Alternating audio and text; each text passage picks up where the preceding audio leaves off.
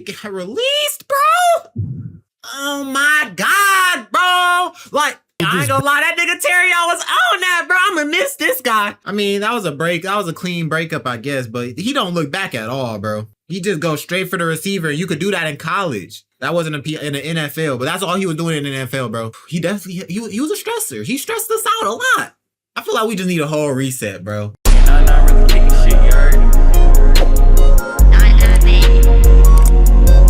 All right, so y'all, before we get into this shit, so apparently Detroit Lions cornerback Terrion Arnold was arrested for some charge or something, bro. He just ruined the fucking Lion season. And yeah, I don't know what the fuck going on, bro. Fucking fries, gang. This nigga sold our fucking season. Let's see what's going on, bro. Let's see what happened. Terrion Arnold was always a crash out, but the NBA didn't notice. So let's see the backstory on Terrion Arnold, okay? Because he got arrested and ruined my season. He ruined our season. You know, it was already looking like a bad season, and last season was already terrible. But thank you. Thank you for another confirmed bad season. Now I don't even have to watch. Now I don't have to watch, bro. Let's go. Terrion Arnold. Terrion Arnold. Terrion Arnold. Terrion Arnold. Terrion Arnold appearing in a Tampa courtroom today, facing the possibility of life in prison. So I'll be the best corner in the league pretty soon. Just 2 years ago, Terrion Arnold did something every kid who ever strapped on a helmet dreams of. The Lions grabbed him 24th overall, a 5-star graded DB out of Alabama, the loudest, most confident young corner in his entire draft class. He walked across the stage, grabbed a mic, and told the whole city, Hey, I'm home, man. I'm home. But just 2 years later, he's released. Yeah. He got released, bro. Oh my God, bro. Like, Detroit Lions announced that they have released cornerback Terrion Arnold from the team.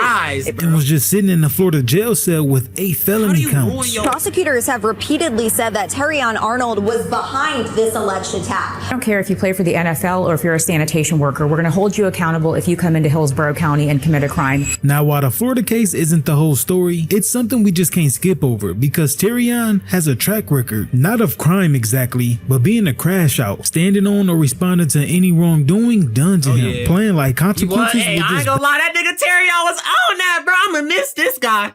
This nigga was on that against them niggas, bro. He was fighting. Bro, he was perfect, bro.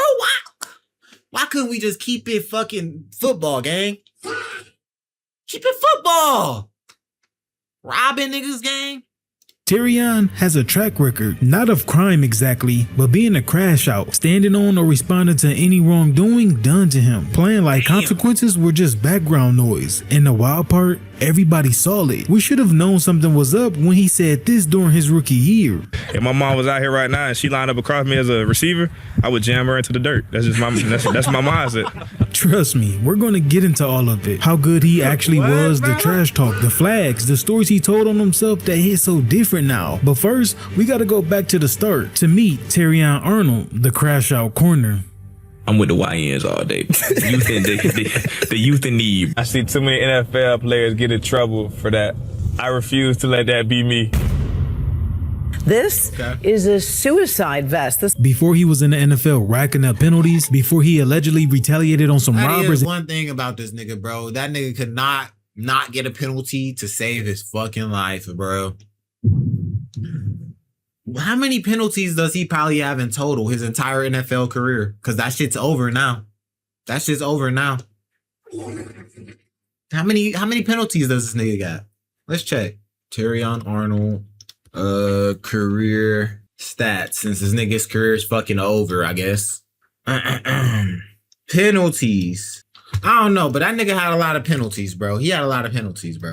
And became a legal headline. He was just a kid in Tallahassee, Florida, who was built different at John Paul Catholic, and he wasn't subtle about it. At 16, 17 years old, grown men around the city already were saying that he could play on Sundays, and the tape backed it up. His senior year in 2020, he put up 49 tackles, 4 interceptions. 2 of them returned for touchdowns, 5 pass breakups, and a forced fumble. And he also played a little on the other side and caught 26 balls for 400 yards and 3 more scores. Defensive Player of the Year in his city, All Florida honor. honors. A 4-star recruit every Power 5 in the country wanted. He wasn't just a role player. You could plug him anywhere and he could ball. And best believe he knew it. And that's why I need you to hold on to this for the rest of the video. Bro, I ain't gonna lie, like NFL players, bro, you could tell they're gonna be NFL players from an early age. Like, they just are like different, bro. It's not the same as basketball, because basketball, like, you could see a drastic change.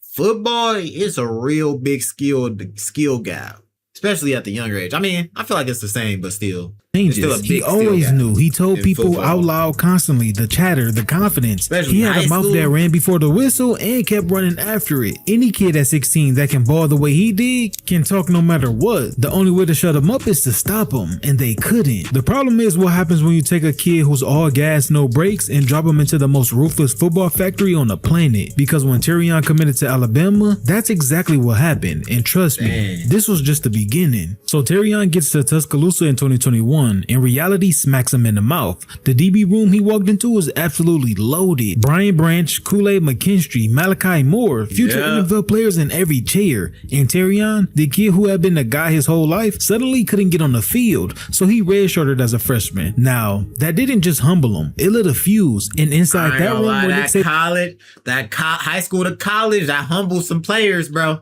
That humbled a lot of players.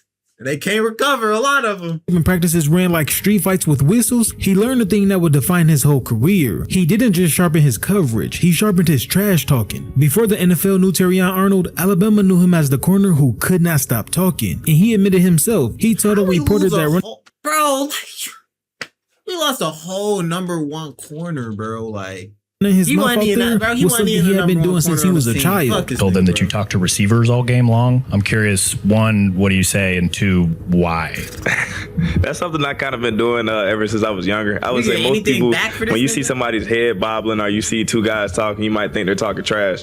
But I mean, a lot of times I just be out there having conversation. If I'm talking to, if I'm playing him that week, I'm going to talk to him the whole week. FaceTime him. I'm going to act nice.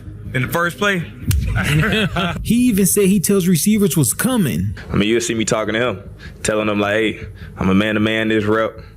You got to win. So from the jump, this was who he was. The talking wasn't a phase, it was the personality. When I'm at corner, I'm the most confident person out there. Because I know if I don't have that confidence in myself, no one else has it in me. And then came the game that turned the personality into a brand. Just days before their Week 6 matchup against Texas A&M in 2023, Aggies receiver Anaya Smith started running his mouth. I kind of know what Nick Saban expects, you know what I'm saying, from his offense, from his defensive side. And I'm not trying to be like cocky or nothing, but no disrespect to Alabama right now. I know what Nick Saban wants, and we're gonna mess that up. Anais has said playing against Nick Saban was more personal for him because of his brother Maurice Smith's exit in 2016 from Alabama. My brother's class, they was nice. Yeah, you made it. They was real nice. And just hours later, Terrion clapped back. And when I seen that, I was kind of like, what does Coach Saban want?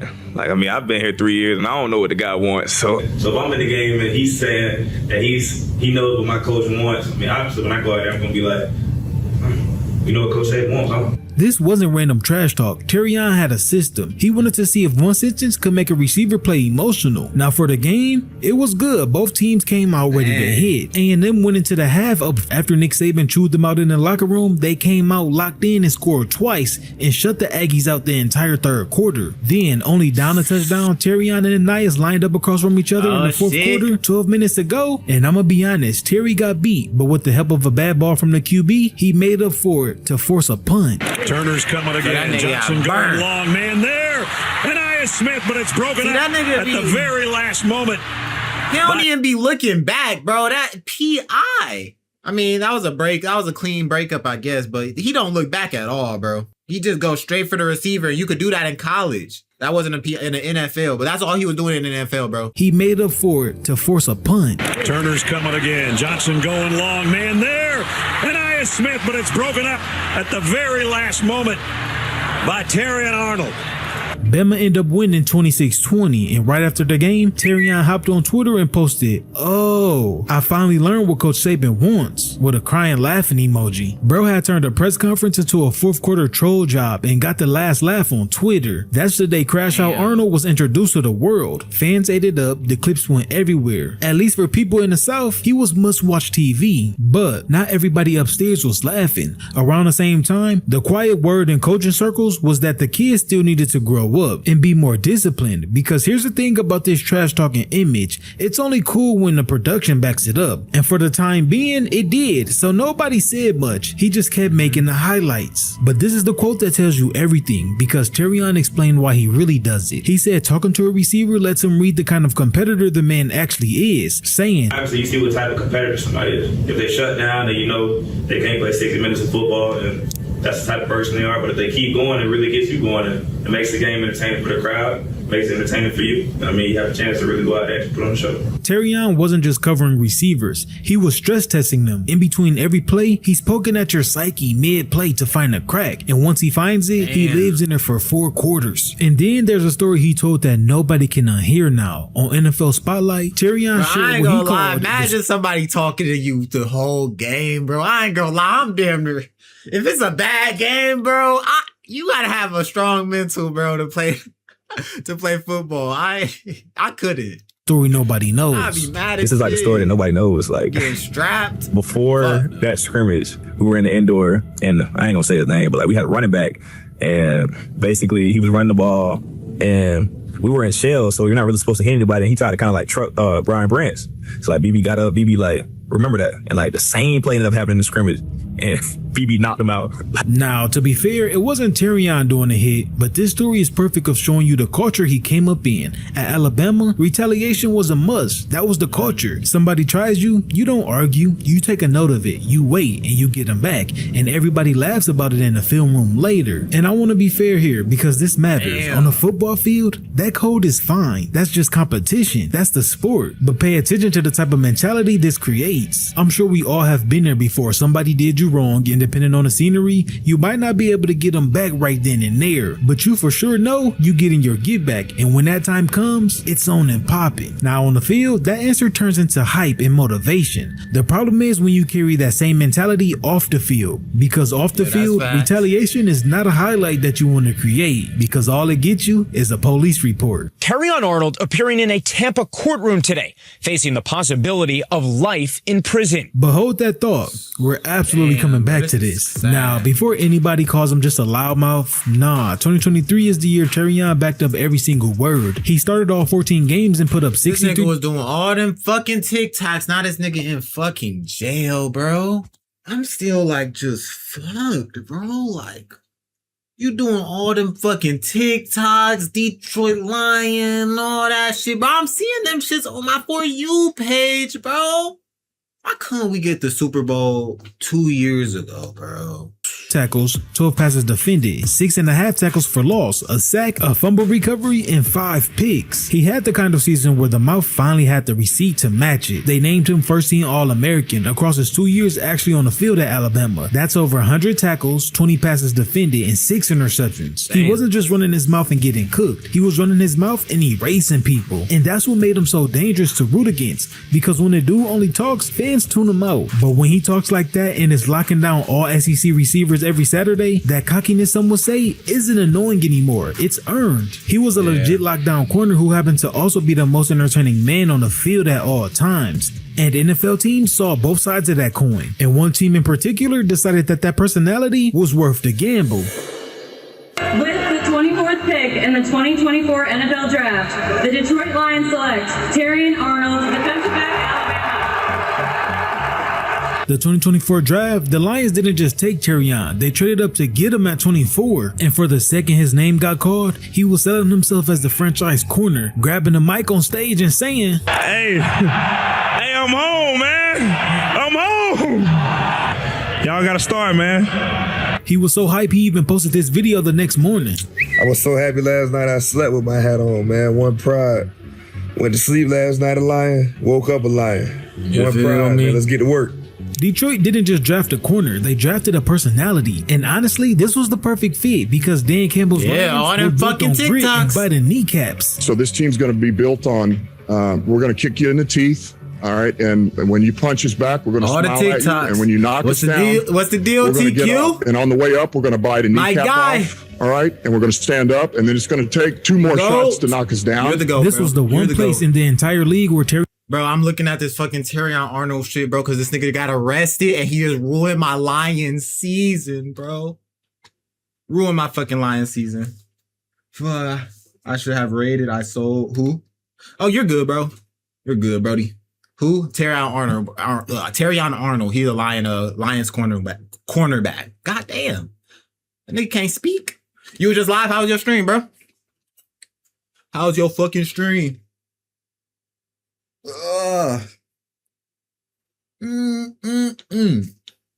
Shit, fuck. This your first time typing with that VIP badge. I had to give you that shit once I saw. I'm like, God damn, a nigga VIP in the fuck.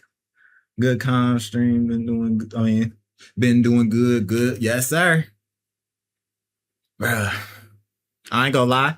Shit has been going good, bruh. I've been feeling good recently. I got a nice little stream planned Friday. I don't know if I should say it yet because I have to get, so y'all know about my phone. I have to get my phone fixed. I'm hopefully getting it fixed Thursday so I can do this IRL I'm trying to do Friday. Leaked. I'm trying to do some experiments on stream. I'm trying to do some experiments on stream. And I'm gonna go to the store and shit, obviously get the stuff. But I need to have my IRL phone fixed. And that shit is just, ugh. Anyways. Let's just try to, yeah. I hope that I can just do it, bro. Terrion's whole personality wasn't a flaw. It was the culture. And it didn't matter if his own mother was lining up across from him. Evan? If my mom was out here right now and she lined up across me as a receiver, I would jam her into the dirt. That's my mindset. Detroit loves controlled violence inside the whistle, but nobody asks what happens when the player can't separate that from real life. Why would they? That type of mentality is the whole point.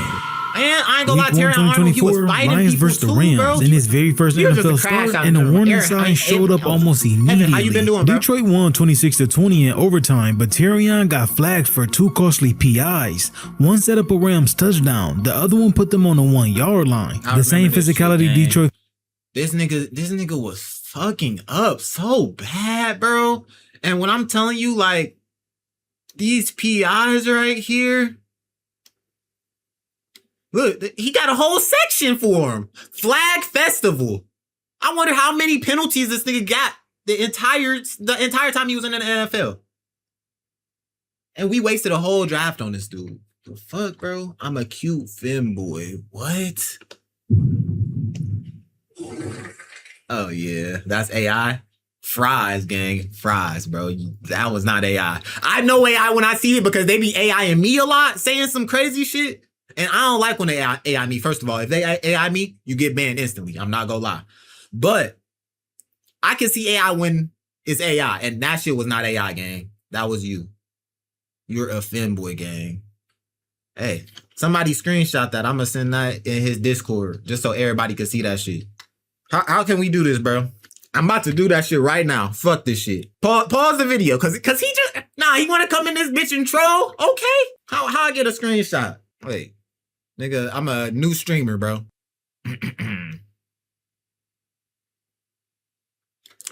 Yeah.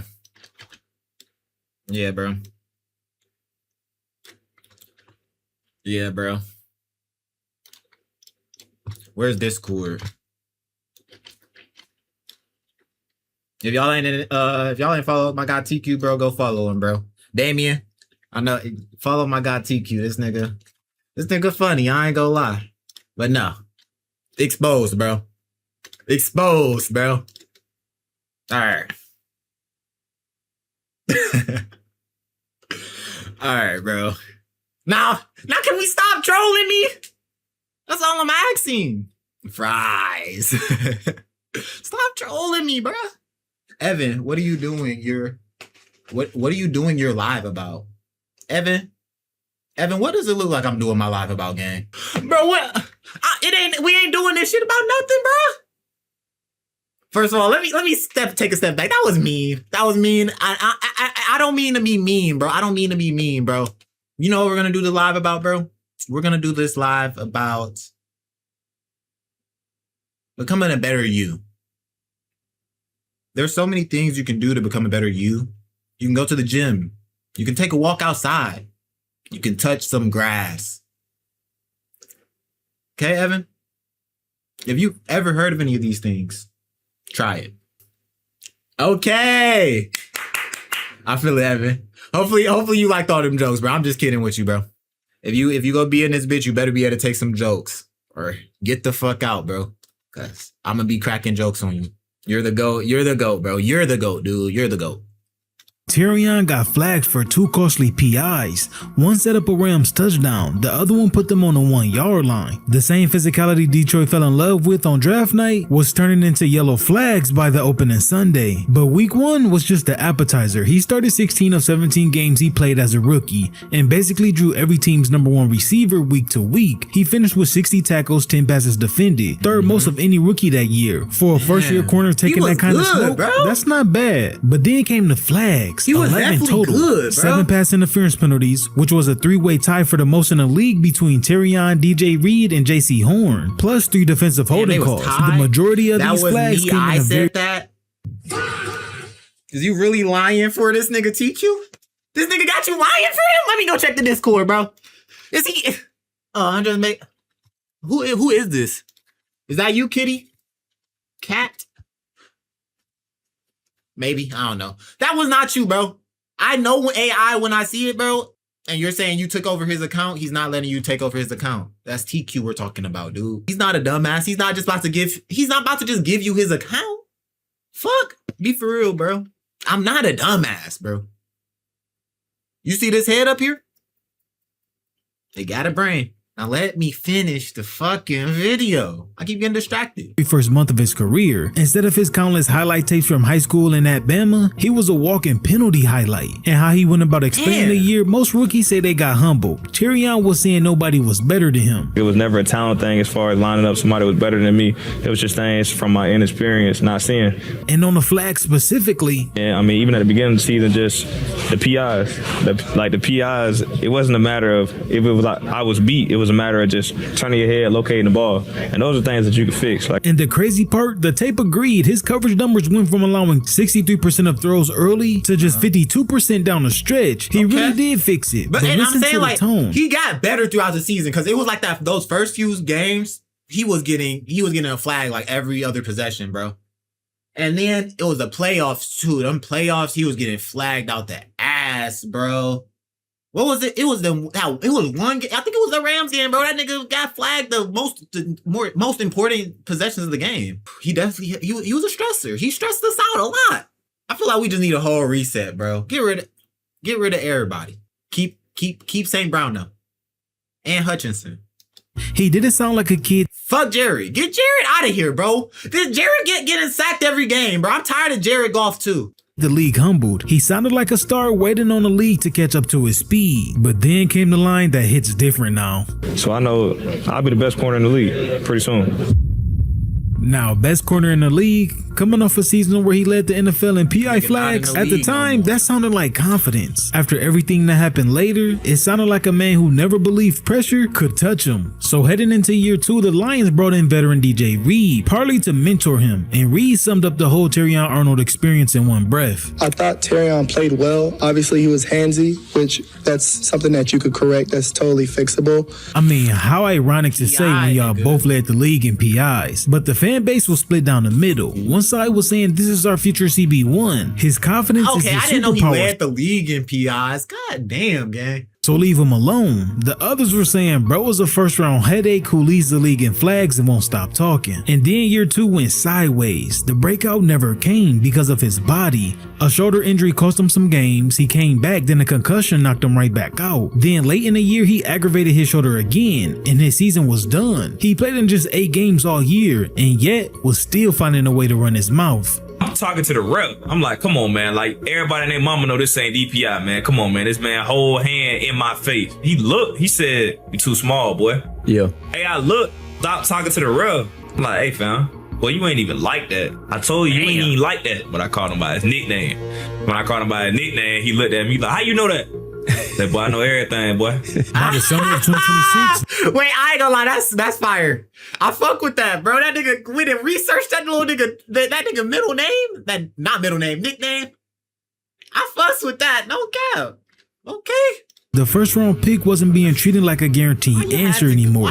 He was just another corner in a crowded room competing with a handful of others just to survive camp. The media even slapped the make it or break it label on his season. Even Dan Campbell made it plain. Arnold wasn't just walking back into a starting job. He had to earn it.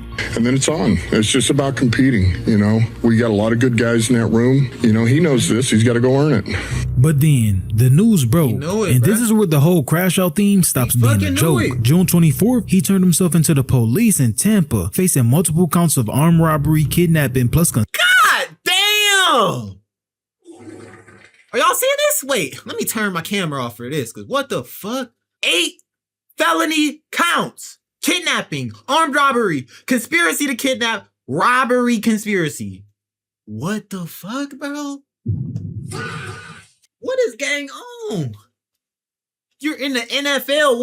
What could you possibly be getting 8 felonies for? Let's see. Conspiracy, first-degree felonies. Tampa police arrested Detroit Lions player Terrion Arnold in connection to a robbery and kidnapping in Tampa. The Lions drafted Terrion Arnold 2 years ago. They thought they were getting another cornerstone piece of their defense, but now he faces the prospect of having thrown it all away in one terrible night.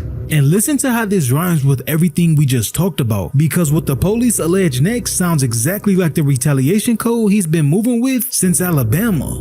Where, according to this affidavit, Arnold and a half dozen accomplices pistol whipped, terrorized, and held 3 men hostage that they accused of stealing $250,000 worth of valuables from Arnold.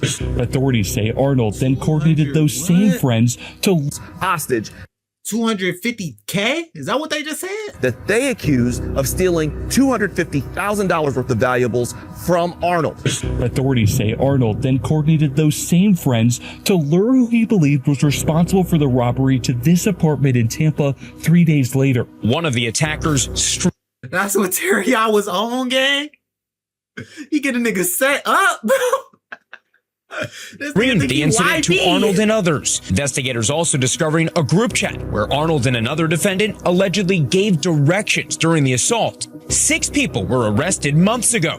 2 have pleaded. This nigga got hits going out on people, bro. Guilty. Allegedly as That's revenge. What we got on the Lions, bro. This act happened. But let me be honest, who not gonna get their get back? Especially if you know who did it. It's just when you grow up in that type of lifestyle, that's all you know. And I don't know how Terrion Arnold grew up, but the 25-year-old TJ, I'm going to get that. But I mean, when you're in the position that he in, that's just something you can't do. On the field, retaliation, depending on how far you take it, isn't that bad. In real life, if caught, you got a it bad gang. I know I'm pausing it a lot, but fuck you. Fuck you. If you got a problem with you pausing it, fuck you, nigga. Fuck you. Cause like, okay, now let me say, bro, you got too much money to be like doing crash out shit, bro. You got too much to lose, bro. All right. That's just something you can't do. On the field, retaliation, depending on how far you take it, isn't that bad. In real life, if caught, it gets your name put in court documents. Now, of course, Terrion denies all of it. His representatives at EAG Sports Management made a statement on his behalf. Statement from Arnold's PR team. They say, quote, Terrion Arnold categorically denies any involvement in the matters underlying the allegations made against him. On June 29th, Terrion finally caught a break. At least for now, he was released on a $1 million bond, and the judge ruled that he wouldn't even have to wear an ankle monitor, specifically so it wouldn't stop him from taking a field. Reject the state's request for a GPS ankle monitor. In addition to the reasons I've stated, is because I suspect that Mr. Arnold has a paparazzi monitor. If he's late for practice, ESPN will let us know. However, within hours of him getting that bond, Detroit released him. Detroit Lions announced that they have released. Damn. Why did they do that though? Like I ain't gonna lie, they be too quick to give up on people, bro. I think we should have still kept them. Maybe. I don't know. I'm just saying, like, maybe I don't know, bro. Cornerback Terrion Arnold get rid from of a the huge team. piece. They posted that on X about an hour ago. And the whole messed up part about this is when allegations first hit the streets back in February, Dan was convinced Terrion wasn't going anywhere. I mean, as of a month ago, this was nothing. You know, he, as far as I know, it's still not a big deal. It seems like, you know, he wasn't involved with this. But they released him anyway, so that leaves him standing between two completely different lives. On one hand, he beats this, and some franchise out there gambles on a talent all over again. On the other, it's decades behind bars with a life sentence on the table, and a career that's just over before it even really peaked. I don't know, man. At some point, these players have to stop grinding their whole lives to make it to the big leagues just to ruin it once they get there. We've seen it one too many times. So what you think? Was it the brand all along, or did everybody just love to crash out right up until the day it stopped being funny? Let me know in the comments. And real quick, we getting real close to 50K. Okay, W video to that nigga, bro, but like, I don't even think Terrion was that bad. I didn't even know he was a crash out before now, bro. I just knew he was hitting these niggas with the haze. Fuck, bro. I think we could have kept him because we gonna be shitty as fuck if he beat them charges and he gets signed to another team and that nigga start going crazy. I promise you we gonna be shitty as fuck, bro. We gonna be shitty. Anyway, bro, if y'all enjoyed the video, come over to Twitch, name Ramon. We be live every single day. And also join the Discord in the description. All right. W fucking video, y'all. W fucking video. Go to the back of your head, name 5 reasons you're not subbed to the channel right now. Sub up, you this far in the video, my guy.